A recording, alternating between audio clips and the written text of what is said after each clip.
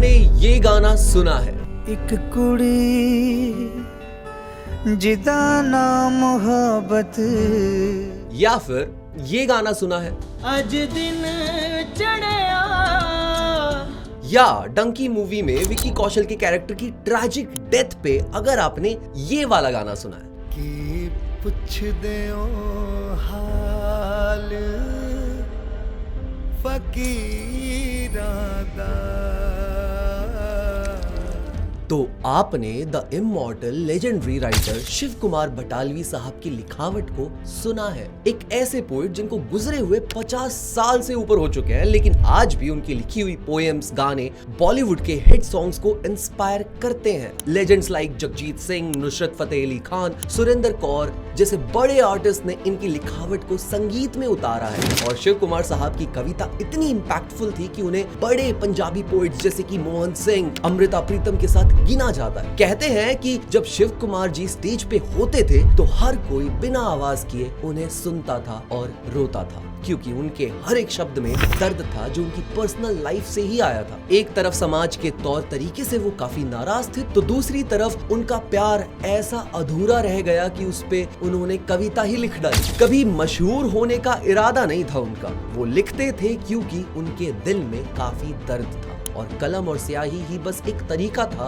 अपने दर्द को बाहर निकालने का। 28 बरस की उम्र में उनको भारत का सबसे बड़ा लिटरेरी अवार्ड, साहित्य अकेडमी अवार्ड मिल चुका था। लेकिन उनके अंदर दुख ऐसा था कि शराब में उन्होंने खुद को मदहोश कर दिया, जिसकी वजह से 36 साल की उम्र में वो चल बसे और छोड़ गए अपनी पोएम्स सारी दुनिया के लिए। लेकिन हर कोई उनकी सोच से खुश नहीं था और कहते हैं कि उनकी जो भी टेप्स थे, उनकी जो भी रिकॉर्डिंग्स थी, वो सब मिटा दी गई। एक वर्ग के लोग थे जिन्होंने उनकी डायरीज, जिसमें उनका काम था, वो जला दिया, जिसकी वजह से उनका काफी कीमती काम हमेशा के लिए मिट गया। लेकिन कौन थे ये लोग जिन्होंने शिव कुमार बटालवी के गाने मिटा दिए? क्या ऐसा गम था शिव कुमार साहब की जिंदगी में जिसने उन्हें शराब पीने पे मजबूर कर दिया था? शिव ने मोहब्बत को बहुत ही सीरियसली ले लिया। जिंदगी को खत्म करने की जितनी जल्दी शिव को है, और इसीलिए वो बदनाम है। और बड़ा आश्चर्य है कि शिव ने वो सब विरोध झेला जो हर सक्सेसफुल शायर झेलता है। और क्यों इनका काम आज भी जनता के लिए इतना रेलेवेंट है?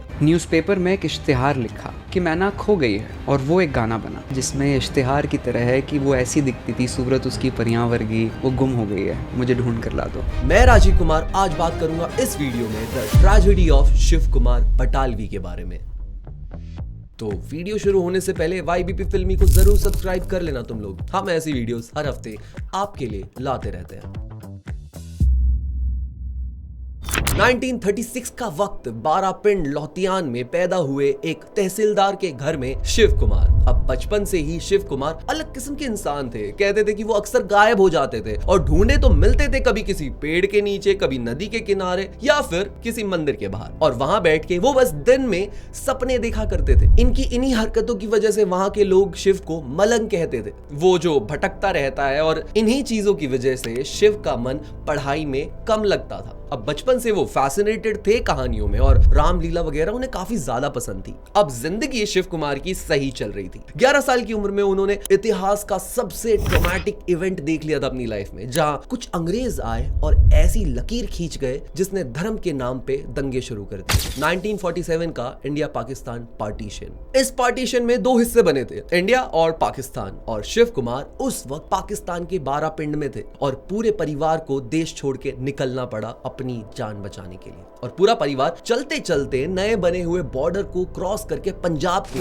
बटाला में आकर पहुंच गया। 11 साल की उम्र में ये सब देखना उनके लिए काफी ट्रॉमेटिक था। इनफैक्ट कहते हैं कि उनका बचपना इसी इवेंट ने खत्म कर दिया था। पंजाब एक बड़ा हिस्सा होता था जिसे 2 हिस्सों में बांट दिया गया और ये जमीन काफी लोगों के लिए उनकी माँ थी।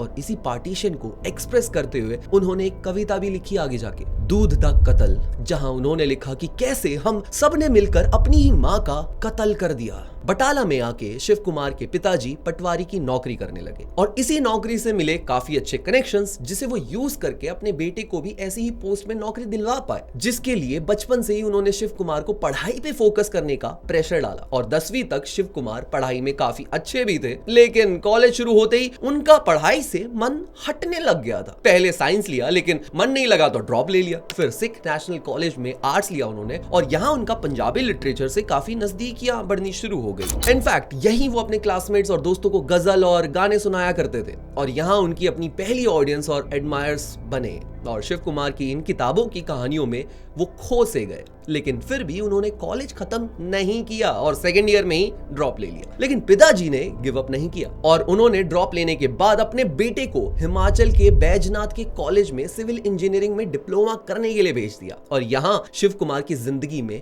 कुछ ऐसा हुआ जिसका इम्पैक्ट हमेशा के लिए उनकी जिंदगी पर रह गया। बैजनाथ में हर साल 11 दिन का एक मेला होता था और शिव कुमार अपने दोस्तों के साथ उस मेले में पहुंच जाते थे और इसी मेले में उन्हें एक लड़की दिखी जिसका नाम था मैना। मैना को देखते ही शिव को प्यार हो गया और ये वो क्लासिक ओल्ड स्कूल रोमांस था जहां आंखों ही आंखों में प्यार हो जाता है। अब कहते हैं कि 10 दिन वो मैना से मिलते रहे, लेकिन कभी भी प्यार का इजहार करने की उनके अंदर हिम्मत नहीं आई। और जब 11वें दिन हिम्मत आई और वो मेले में पहुंचे तो वहां मैना थी ही नहीं, लेकिन उन्होंने हार नहीं मानी और वो मैना को ढूंढते ढूंढते पहुंच गए उनके गांव, जहां उन्हें जाकर पता चला कि मैना तो गुजर चुकी है। शिव का दिल टूट गया। उन्हें समझ नहीं आया कि उन्हें पहली बार प्यार हुआ और एक झटके में उन्होंने उसे खो भी दिया। इस दर्द को अब वो बयां कैसे करें? तो शिव ने अपने दर्द को अपनी कविता में डाला और वहां के न्यूज़पेपर में मैना के लिए एडवर्टाइजमेंट भी दी, जहां उन्होंने लिखा, एक कुड़ी जिदा नाम मोहब्बत गुम है, गुम है, गुम है। अपने पहले प्यार को खोने के बाद शिव काफी मायूस हो गए थे। पढ़ाई में फिर से मन नहीं लग रहा था उनका और जैसे उनका इतिहास रहा है, वो एक कॉलेज से दूसरे कॉलेज जाते रहे, लेकिन पढ़ाई पूरी कभी भी नहीं कर पाए। और इसी बीच उन्हें फिर से प्यार हुआ ये कि शिव इतने फेलियर्स के बाद वापस बटाला ही चले गए। पिताजी के कनेक्शन से उन्हें पटवारी की एक नौकरी भी मिली और उन्हें वहां पर प्यार हुआ। लड़की का नाम था अनुसुया सिंह, जो मशहूर पंजाबी राइटर गुरुबख्श सिंह प्रितलारी की बेटी थी। काफी लोग कहते हैं कि इस प्यार का रीजन था कि अनुसुया मैना की तरह दिखती थी और दोनों के बीच में काफी अच्छा रिलेशनशिप भी था। अब कहते हैं कि शिव कुमार अनुसुया से शादी करना चाहते थे, लेकिन इस शादी को रिजेक्ट करने के 2 बड़े रीजंस बताए जाते हैं। पहला रीजन कहा जाता है कि गुरुबख्श सिंह जी इस रिश्ते के काफी खिलाफ थे। कारण ये बताया गया कि वो सिख थे और शिव कुमार एक हिंदू थे, ऊपर से मिडिल क्लास, जिसकी वजह से वो नहीं चाहते थे कि दोनों की शादी हो जाए। दूसरा रीजन ये कहा जाता है कि अनुसुया ने खुद ही इस रिश्ते को रिजेक्ट कर दिया था और उन्होंने एक यूके के सिटीजन से शादी भी कर ली थी और वहीं जाकर वो सेटल भी हो गई थी। इस बात ने शिव कुमार का दिल बहुत बुरी तरह दोबारा तोड़ दिया और अब दर्द काफी गहरा था, तो शिव ने शराब को सहारा बनाया। जब अनुसुया को उनका पहला बच्चा हुआ तो शिव को इसके बारे में पता चला और उन्होंने लिखा, माई ने माई मैं एक शिकरा यार बनिया, मतलब मैंने एक बाज से दोस्ती की। अब एक फनी इंसिडेंट भी सामने आया। जब अनुसुया जी को दूसरा बच्चा हुआ तो किसी ने शिव जी से पूछा कि आप फिर से कविता लिखेंगे क्या? तो शिव ने जवाब दिया, मैंने क्या उसकी जिम्मेदारी ले रखी है कि वो बच्चे पे बच्चे करती जाए और मैं कविता लिखता रहूं। अब शिव कुमार और अनुसुया कभी भी साथ नहीं हो पाए, लेकिन इतिहास 2 टुकड़ों में बटा हुआ है इस बात पे कि शिव ने एक कुड़ी ये गाना मैना के लिए लिखा था या फिर अनुसुया के लिए लिखा था। लेकिन जो भी हो, एक कवि को जब प्यार होता है ना तो वो अमर हो जाता है। अनुसुया ने सालों बाद अपने एक दोस्त को बताया कि शिव के लिए दिल में उनके एक अलग ही खास जगह है और सितारों में वो शिव को देखती भी हैं। अब दूसरी बार दिल टूटने के बाद कहते हैं कि शिव ने अपनी नौकरी 1961 में छोड़ दी और वो बस लिखते थे और शाम को वो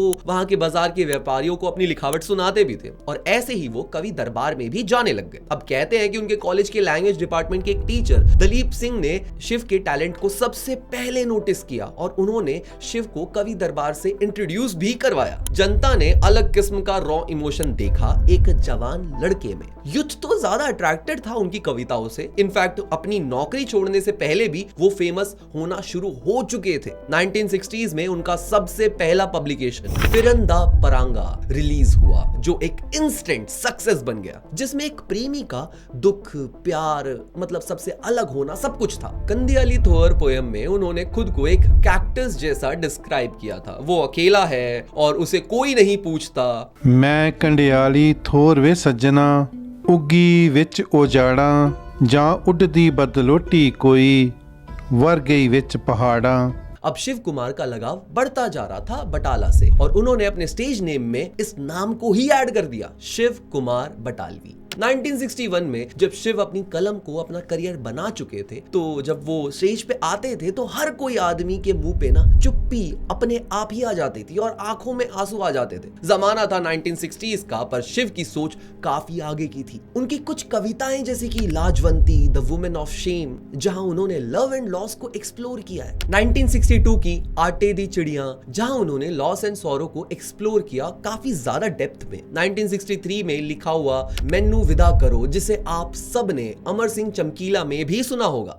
मैनू विदा करो, मैनू विदा करो जी। लेकिन उनके करियर का सबसे बड़ा मास्टरपीस है 1965 की लूना, जिसके लिए एक 28 साल की कवि को साहित्य अकादमी अवार्ड मिला। लेकिन ऐसा क्या था लूना में? लूना इंस्पायर्ड थी फोकटेल पूरन भगत से, जहां ओरिजिनल कहानी थी सियालकोट के राजा सलवान के बेटे पूरन की। जब पूरन पैदा हुआ तो उनके साथ कई साल तक कुछ भी अच्छा नहीं हो रहा था, तो एक ज्योतिष के कहने पर पूरन को 12 साल के लिए राज्य से अलग बाहर भेज दिया गया। अब इसी बीच राजा ने लूना नाम की एक बहुत ही यंग लड़की से शादी कर ली, लेकिन राजा से लूना को कभी प्यार नहीं मिला। अब 12 साल के वनवास के बाद जब पूरन वापस आया तो लूना को पूरन से प्यार होने लग गया। अब वो पूरन के साथ काफी वक्त बिताने लग गई, उसके काफी करीब आने लग गई, लेकिन वो पूरन की स्टेप मदर थी। पूरन ने लूना के प्यार को रिजेक्ट कर दिया। ये बात लूना को पसंद नहीं आई, तो उसने राजा को कह दिया कि पूरन ने लूना के साथ कुछ तो गलत करने की कोशिश की। और फिर राजा ऐसा भड़का कि उसने अपने ही बेटे के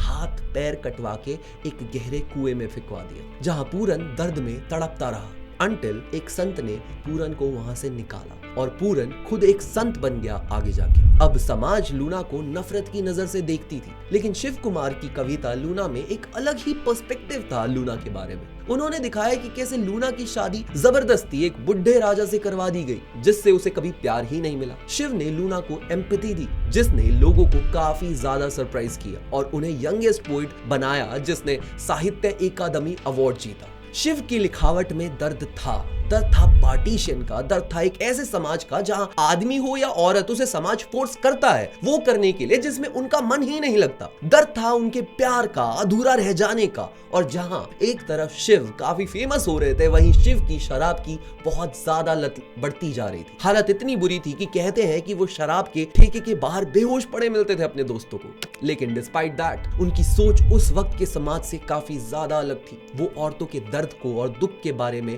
बात करते थे। कविता जो है ना, वो एक हादसे से पैदा नहीं होती है। कुछ लोगों का ख्याल है कि शायद कविता मोहब्बत से पैदा होती है, कुछ लोगों का ख्याल है कि कविता फ्रस्ट्रेशन जब हो, जिंदगी में उदासी हो, तब पैदा होती है। लेकिन मेरा ख्याल है कि मेरे में जो कविता पैदा हुई वो उसमें सब कुछ था।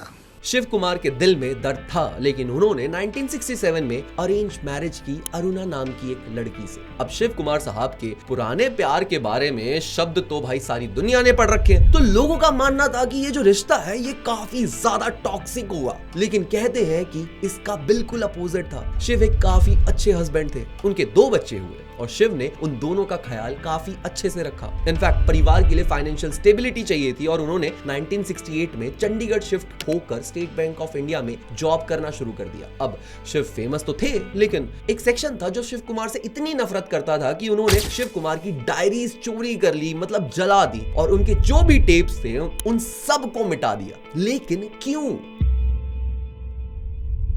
1947 की आजादी के बाद पंजाबी लिटरेसी में लेफ्ट आइडियोलॉजी तेजी से बढ़ने लग गई थी और हर तरफ रिवॉल्यूशन की बातें होने भी लग गई थी। इसी आइडियोलॉजी पे काफी पंजाबी कवि खड़े भी हुए। ये वो लोग थे जो सिख और मुस्लिम समाज से आते थे और इन्हीं सब के बीच था एक लड़का जो अपने 20s में था, जो लिख रहा था प्यार के बारे में, लिख रहा था दर्द के बारे में, लिख रहा था औरतों को कैसे समाज में पैदा ही करते हैं किसी और के घर भेजने के लिए और उनकी आइडेंटिटी छीन ली जाती है। और ये लेफ्ट को पसंद नहीं था। कहते हैं कि उस वक्त सब जलने लग गए थे कि पंजाबी पोएट्री में एक ऐसा लड़का आ गया जो सिख भी नहीं है और बिना रिवॉल्यूशन के बारे में लिखे इसने 28 की एज में इतनी बड़ी अचीवमेंट पाली। उस वक्त मशहूर क्रिटिक अमरजीत चंदन ने शिव कुमार की पोएम्स को बचकाना कह दिया था। किसी ने कहा कि उनकी लिखावट बस एक कंफ्यूजन है और कोई भी दर्द नहीं उनकी लिखावट में। उनको इस लॉबी से काफी ज्यादा हेट मिल रहा था, लेकिन शिव कुमार की फैन फॉलोइंग बढ़ने लग गई। लोग भीड़ में आते थे उन्हें देखने के लिए और इसी ने एक जलन पैदा कर दी। कहते हैं कि इन्हीं लोगों ने जलन के कारण शिव की पर्सनल डायरीज चोरी कर ली। इस डायरी में उनका पर्सनल काम था, उनके पर्सनल नोट्स थे, कुछ अनफिनिश्ड पोएम्स थी, लेकिन ये लोग भूल गए कि इसे तो शिव ने स्टेज पे परफॉर्म कर ही दिया है, जिसकी वजह से उनका काम तो भाई अमर ही हो गया है ना। वहीं शिव की कुछ रिकॉर्डिंग्स भी थी जो आकाशवाणी पे प्ले की जाती थी, लेकिन जलन ऐसी थी कि इसे भी मिटा दिया गया, जिसकी वजह से कुमार की एक भी रिकॉर्डिंग आज की डेट में बची नहीं है। इमेजिन किसी से इतनी नफरत करना कि तुम सामने वाले की एग्जिस्टेंस मिटा देने की कोशिश कर रहे हो, जिस बात का शिव कुमार को कभी दुख नहीं था। मुझे कोई दुख नहीं है मोहब्बत का या किसी बात का, जितनी शायद मुझे मोहब्बत मिली है पंजाब के किसी शायर को नहीं मिली है। लेकिन इस इंसिडेंट ने शिव कुमार के बचे हुए काम की वैल्यू बढ़ा दी। इनफैक्ट उनके गुजरने के बाद उनके बच्चों ने उनके काम को ऐसा फैलाया कि आज भी उनके काम का जिक्र बॉलीवुड के गीतों में या फिर गजलों में किया जाता है। मैं एक शिकरा यार बनाया,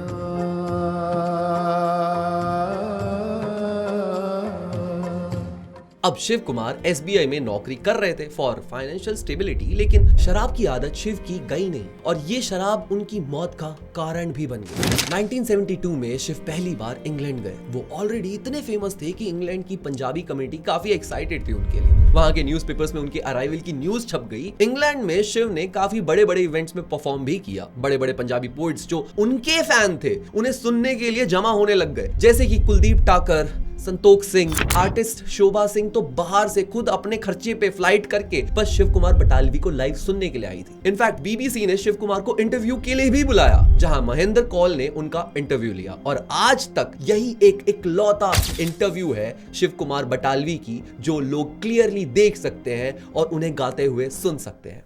कि पुछदे हो हाल फकीरां दा, साडा नदियों विछड़े नीरां दा, साडा हंज दी जूने आया दा, साडा दिल जलियां दिलगीरां दा। शिव कुमार के लिए ये ट्रिप जितना एक्साइटिंग था उतना ही उनकी हेल्थ के लिए भारी पड़ता जा रहा था और रात के 2 या 3 तक बज जाते थे सिर्फ शराब पीते हुए और लोगों से मिलते मिलते या फिर पार्टीज में। और सुबह के 4 बजे वो फिर से उठ के स्कॉच की एक सिप लेते थे और अपने दिन की शुरुआत करते थे। ऑलमोस्ट 6 महीने तक इंग्लैंड में वक्त बिताने के बाद जब वो वापस आए तो उनके दोस्तों ने बताया कि उनके चेहरे का रंग जा चुका था, वो बहुत ज्यादा बीमार लग रहे थे। वापस आने के बाद वो बताते थे कि वहां के लोग उनके लिए एक प्राइवेट सेशन बुक कर लेते थे और यहां तक कि 500 पाउंड देने को तैयार होते थे और सब वहां शिव के लिए इतने पागल होते थे मानो उन्होंने लंदन और न्यूयॉर्क पे राज कर लिया हो। इनफैक्ट बटालवी साहब बहुत ओपन थे अपने क्रिटिसिज्म को लेकर। इंग्लैंड जाने से पहले उन्होंने बॉम्बे के एक हॉल में परफॉर्म किया था जहां मीना कुमारी भी आई थी और स्टेज पे चढ़ के उन्होंने कहा था कि आजकल हर कोई खुद को कवि मानने लगा है, सड़क पर हर एक आदमी गजल लिखने लगा है। अब 1972 के सितंबर में वापस आने के बाद शिव की तबीयत काफी ज्यादा खराब होने लग गई। डॉक्टर्स ने कहा कि उन्हें लिवर सिरोसिस है। लगातार शराब पीने के कारण उनकी हेल्थ काफी खराब हो चुकी थी। ये वक्त काफी हार्ट ब्रेकिंग था शिव के लिए क्योंकि वो बस 36 के थे, ऊपर से उन्हें फाइनेंशियल हेल्प भी चाहिए थी जब उनके दोस्तों ने उनकी मदद नहीं की, जिसका उन्हें काफी दुख भी हुआ अपने आखिरी दिनों में। मानो अकेले से पड़ गए थे। उन्हें कभी चंडीगढ़ के हॉस्पिटल ले जाया गया तो वहां से अमृतसर, और शिव ने मान लिया था कि वो अब नहीं बचने वाले और डॉक्टर के कहने के अगेंस्ट वो अमृतसर के हॉस्पिटल से निकलकर अपने मायके आ गए और 6 मई 1973 की सुबह सिर्फ 36 साल की उम्र में शिव कुमार बटालवी ने दुनिया को अलविदा कह दिया। पीछे छोड़ गए अपने शब्द, जो पीढ़ी दर पीढ़ी लोगों के बीच अमर होने लगे। उनके जाने के बाद उनके काम को उनकी फैमिली ने जिंदा रखा, हर एक जगह तक उनके काम को पहुंचाने की कोशिश की। इवन उनके बच्चों को शिव ने अच्छी एजुकेशन देने की कोशिश भी की थी और उनकी बेटी ने PhD इन इकोनॉमिक्स की है। बेटा मेहरबान बटालवी ने पंजाबी लिटरेचर में डॉक्टरेट किया है। शिव का काम ऐसा अमर रहा कि अमृता प्रीतम तक उनकी तारीफ करती हुई नजर आई। उनकी लिखावट को बॉलीवुड ने अपने गाने एक कुड़ी जिदा नाम मोहब्बत, आज दिन चढ़िया, मैनू विदा करो मैं उतरा, इवन जगजीत सिंह ने उनकी पोयम मैं शिकरादा यार बनिया जो अपनी आवाज में जनता को सुनाया। और जैसे जैसे वक्त आगे बढ़ रहा है, बटालवी साहब की लिखावट लोगों को और ज्यादा इंस्पायर कर रही है। बिरहा बिरहा अखियां, बिरहा तू सुल्तान, जिस तन बिरहा ना उपजे सो तन जान मसान। जो इंसान जुदाई नहीं समझता वो इंसान एक लाश है। ऐसे शब्द हैं बटालवी साहब के। सिर्फ 36 साल वो जिए और उन्हें गुजरे अब 50 साल के भी ऊपर हो चुके हैं। उन्होंने सिर्फ 12 साल लिखा और उसमें से भी काफी काम उनका मिटा दिया गया, इस सोच में कि दुनिया उन्हें भूल जाएगी। लेकिन उनके काम को जला देना या शिव कुमार बटालवी का दुनिया छोड़ देना उनकी लेगेसी को और बड़ा बना देता है। उनकी मौत के बाद उनके काम को जनता ने और पढ़ना शुरू किया। बड़े बड़े लोगों ने उनके काम को स्टेज पे परफॉर्म करना शुरू कर दिया। ये एक ऐसा नाम बन गया जिन्हें हर एक पंजाबी और नॉन पंजाबी आर्टिस्ट जानने लग गया। उन्हें जॉन कीट्स से कंपेयर किया जाता है, जिनकी खुद एक यंग एज में मौत हो गई थी। शिव कुमार बटालवी एक ऐसे यंग लड़के थे जिन्होंने बड़ी कम उम्र में पार्टीशन का दर्द देख लिया, घर में एक ऐसी जिम्मेदारी का बोझ देख लिया जिससे वो खुश नहीं थे, अपने पहले प्यार को खोने का दर्द देख लिया, दूसरे प्यार के रिजेक्शन का दर्द देख लिया, समाज की हिपोक्रेसी का दर्द देख लिया। और इस दर्द को उन्होंने जब मिटाने के लिए शराब और